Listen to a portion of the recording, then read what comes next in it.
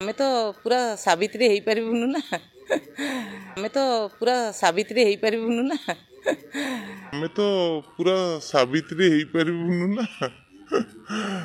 ସେ କେତେ ମାନେ ସତୀ ଥିଲେ ବୋଲି ହିଁ ସେ ସାବିତ୍ରୀ ହେଇଛନ୍ତି। ସତୀ ତ ହେଇପାରିବୁନୁ କିନ୍ତୁ ସ୍ୱାମୀଙ୍କ ଦୀର୍ଘାୟୁ କାମନା କରିବା ପାଇଁ ଆମେ ଯେହେତୁ ଏଇ ଧରା ପୃଷ୍ଠକୁ ଆସିଛୁ ସେଥିପାଇଁ ସାବିତ୍ରୀ ବ୍ରତ ପାଳନ କରୁଛୁ। ଏବେ ଫ୍ୟାସନ୍ ହେଇଗଲାଣି ସାବିତ୍ରୀ ବ୍ରତ ଯେ ସାବିତ୍ରୀ ତ ଜଙ୍ଗଲରେ ତାଙ୍କ ସ୍ୱାମୀ ପାଇଁ ଯମପଛ ରାଜାଙ୍କ ପଛରେ ଗୋଡ଼େଇଥିଲେ ନା, କିନ୍ତୁ ଏବେ ତ ଆଉ ସେଇଟା ହେଇପାରୁନି। ଲୋକମାନେ କେମିତି ପୂଜା ସାରିକିନା ଗଲେ ସ୍ୱାମୀ ଟିକେ ମୁଣ୍ଡିଆ ମାରିଦେଲେ ତାପରେ ଉପାସ ଭାଙ୍ଗିବେ। ସାବିତ୍ରୀ ଓଷା ପାଇଁ ମୁଁ ମନ୍ଦିରକୁ ପୂଜା କରିବାକୁ ଆସିଛି ସ୍ୱାମୀର ଦୀର୍ଘ କାମନା ପାଇଁ। ଆଉ ଏଇ ବଟଗଛ ମୂଳରେ ମୁଁ ସ୍ୱାମୀର ଦୀର୍ଘାୟୁ ପାଇଁ ବଟଗଛ ମୂଳରେ ପ୍ରାର୍ଥନା କରୁଛି। ଆଉ ସମସ୍ତେ ଆମେ ସାଙ୍ଗ ହୋଇକିନା ଆସୁଛୁ ବଟଗଛ ମୂଳରେ ପୂଜା କରିବା ପାଇଁ ସ୍ୱାମୀର ଦୀର୍ଘାୟୁ ପାଇଁ। ଏଇଠି 17 ବର୍ଷ ହେଲାଣି, ମୁଁ ବିବାହ ହେଲେଣି 17 ବର୍ଷ ହେଲାଣି ସାବିତ୍ରୀ ପାଳନ କରୁଛି। 2ଟା ଦୀପ ଲଗେଇଲି, ଗୋଟେ ମନ୍ଦିରରେ ଲଗେଇଲି, ଗୋଟେ ବଟଗଛ ମୂଳରେ ଲଗେଇଲି। ଆଉ ପୂଜା ସାରିକିନା ଆସିଛି। ଆଉ ସାବିତ୍ରୀ ଗୋଟେ ସତୀ, ସିଏ ତାଙ୍କ ସ୍ୱାମୀକି ଯମରାଜାଙ୍କ ପାଖରୁ ଫେରାଇକି ଆଣିଥିଲେ ତାଙ୍କ ପାଇଁ ମାନସିକ କରିକି।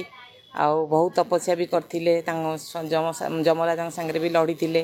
ଆଉ ସ୍ୱାମୀଙ୍କ ଦୀର୍ଘାୟୁ କାମନା କରି ସେ ସତୀ ହେଇଥିଲେ ବୋଲି ଆମେ ବି ସତୀ ତ ହେଇପାରିବୁନୁ କିନ୍ତୁ ସ୍ୱାମୀଙ୍କ ଦୀର୍ଘାୟୁ କାମନା କରିବା ପାଇଁ ଆମେ ଯେହେତୁ ଏଇ ଧରା ପୃଷ୍ଠକୁ ଆସିଛୁ ସେଥିପାଇଁ ସାବିତ୍ରୀ ବ୍ରତ ପାଳନ କରୁଛୁ। ଆଉ ସ୍ୱାମୀ ସବୁବେଳେ ଆମର ମଥା ଉପରେ ଅଛନ୍ତି, ସବୁବେଳେ ତାଙ୍କ ସ୍ଥାନ ଉଞ୍ଚାରେ, ସେ ସବୁବେଳେ ଉପରେ ହିଁ ରହିବେ।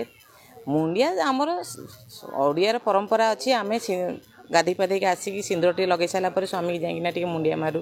ସେଇଟା ଆଜି ବୋଲି ନୁହଁ, ସେ ସବୁବେଳେ ଯେତେ ଦିନ ଆମେ ବାହା ହେଇକିନା ସିନ୍ଦୁର ଲଗେଇକି ମଥାରେ ଆସିଲୁଣୁ ସବୁଦିନ ସ୍ୱାମୀକି ମୁଣ୍ଡିଆ ମାରୁ, ଆଜି ବି ମାରିବୁ। ଏବେ ଫ୍ୟାସନ୍ ହେଇଗଲାଣି ସାବିତ୍ରୀ ବ୍ରତ ଯେ ସାବିତ୍ରୀ ତ ଜଙ୍ଗଲରେ ତାଙ୍କ ସ୍ୱାମୀ ପାଇଁ ଯମପଛ ରାଜାଙ୍କ ପଛରେ ଗୋଡ଼େଇଥିଲେ ନା, କିନ୍ତୁ ଏବେ ତ ଆଉ ସେଇଟା ହେଇପାରୁନି।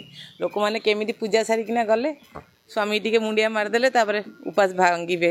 ଆଜିକାଲି ଫ୍ୟାସନ୍ ହେଇଗଲାଣି, ସମସ୍ତେ କେମିତି ଫଟୋ ଭଲସେ ସୁଟ୍ କରିକି ପୂଜା କରିକି ଏମିତି ଇନଷ୍ଟାରେ ଛାଡ଼ିବୁ, କେମିତି ଇନଷ୍ଟାରେ ନାଁ କରୁ, ସବୁ ସେମିତି ହେଇଗଲାଣି। ଆଜିକାଲି ସାବିତ୍ରୀ ଆଉ ଆଗ ଭଳିଆ ସାବିତ୍ରୀ ଭଳିଆ ନାହାନ୍ତି। ଆଉ ସେଇଟା ନୁହଁ, ଯାହା ସ୍ୱାମୀ ଯେତିକି ରୋଜଗାର କରୁଛନ୍ତି ସେ ତାଙ୍କ ସ୍ୱାମୀକି ଯେତିକି ଦେଇକି ସନ୍ତୁଷ୍ଟ କରିପାରିବେ ସେଇ ହିସାବରେ ସ୍ୱାମୀକି ଅଳି କରନ୍ତୁ।